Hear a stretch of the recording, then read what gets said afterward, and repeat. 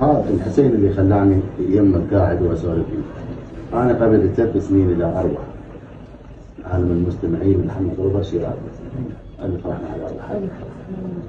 فصار عندي كل ما اروح للامام الحسين اقعد يمه نص ساعه اسولف وياه، لان هو الرجل محاضراته وضعيته كان يكسب الشباب كله، يخليك لا تفكر بالدنيا ولا بالزهق ولا باي شيء. كل هاي السوالف سلبها من عندنا راحت.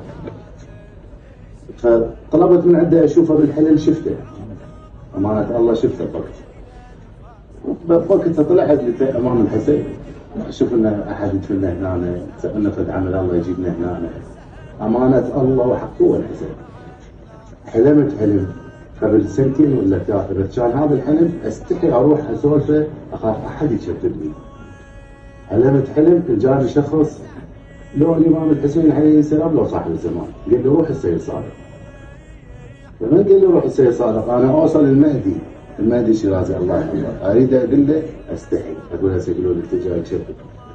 ودارت هاي الدنيا ودارت، انما سيد صادق هو يطلبنا بالاسم يريد يشوفه. وانا هذا الحلم اللي جاي اسولف لك.